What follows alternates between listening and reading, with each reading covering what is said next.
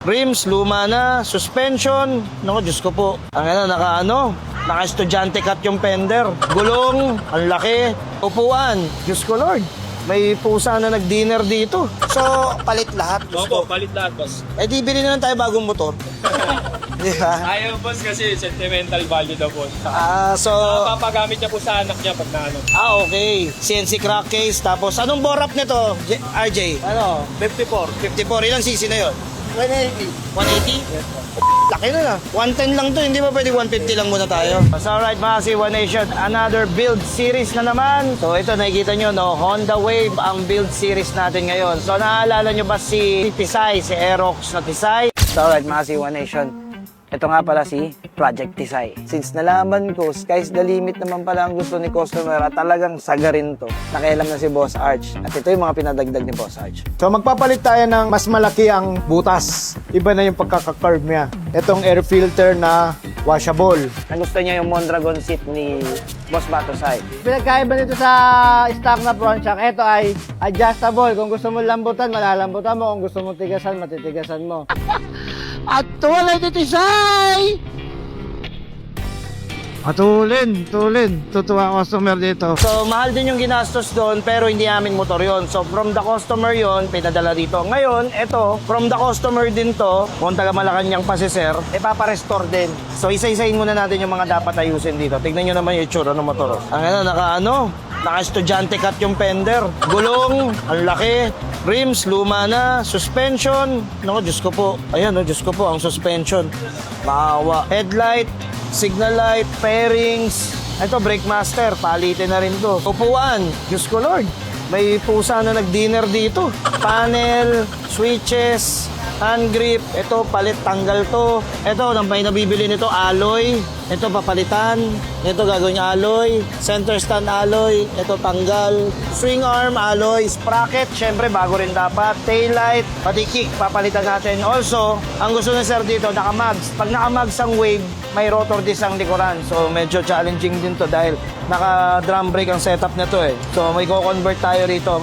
Naalala nyo yung Kawasaki Fury? Rear disc yun. So, yung ganung setup na yun, yun yung ilalagay natin dito. Tapos, karburador palit. Ayos pa naman to, pero sabi niya kasi gusto niya rin daw magbago yung loob. So, anong plano namin? Ang naisip ko agad sa loob, kung gusto niya talagang gumastos, CNC head, CNC crankcase, meron ng Mutaru para sa Wave, sambuyod. Nako, Diyos ko Lord, pati pala brake system nito, palitin na. Ayan, palitin na lahat.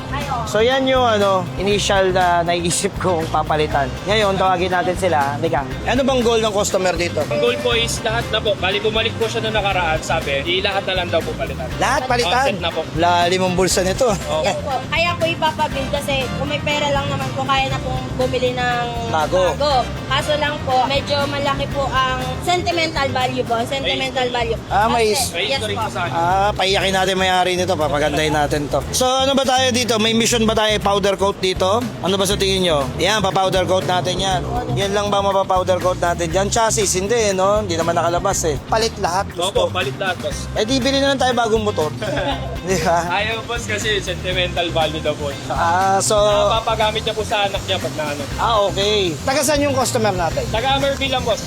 Taga Merville, kapitbahay lang. Laking problema, laking trabaho nito. Okay, swerte. Kompleto kami ng pyesa nito. Marami rin kami kaibigan na nagtitinda ng pyesa para sa ganitong motor. So, first stop namin dito, ipamili nyo na yung mga kailangan ipamili. Yes po, boss. So, nasabi ko na sa video yung mga dapat pamili. Kung makuha natin yung sa makina, mas maganda. Kargahan na rin natin to. CNC head, CNC crack case, tapos anong borap nito, RJ? 54. 54, ilang cc na yun? 180. 180? Laki na. 110 lang to, hindi ba pwede 150 lang muna tayo? Magkano yung set, boss eh. Kung magpapalaki kasi tayo, magkano yung kainit. Hindi, wala ba tayong yung medyo kargado pero... mas mababa lang. Pwede naman tayo super top. Magkakastak weight. Tams, 67. 57 lang cc yun. 150. 150. Pwede na yun. Ayoko mag 180, baka mahirap nang i-start to. Tapos, may bracket to. May bracket, gusto niya. Opo. Yes po. Yung basket sana mas ito. Basket dapat to eh. Basket sana po. Bakit siyang nasunod? Kung kailangan nila ng storage, ililibre ko na lang siya ng ng tail bag. Okay po. Huwag niya lang sirain yung forma ng wave. Sige. Actually, medyo sira na nga kasi nakamags tayo eh. Sige, so maraming gagawin dito. Tara, pisahan na natin pasakitin ulo natin. I-disc brake namin to, harap likod. Mangyayari ngayon dito, sniper ang lalagay naming disc. So magko-convert pa kami ng sprocket, pati engine. Ipapa-jet wash pa natin to, di ba?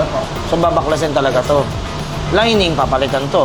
Oh, lining tsaka clutch spring na yan, palit na yan. Speedometer, paano conversion ng speedometer? Suggest ko, may nabibiling digital panel. Baka yun yung makatulong kasi magnetic yun. Analog to, di ba? Yung digital panel, magnetic yun. Yung tatalab yun. So, matinding conversion to. So, sige. Sino kasama babaklas? Babaklas na to. So, ito yung mga pairings na ikakabit doon. Pinalitan lahat eh. 100% palit lahat yung pairings eh, no?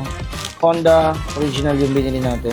Sprocket by Motaro. Kaso sabi ko, since mag-i-sniper mags tayo, papapalitan to ng Race Power Force Sniper Set. Papalitan to. Lighten to, alam ko eh. Lighten, fully adjustable. Yan. So, ito yung pang wave natin.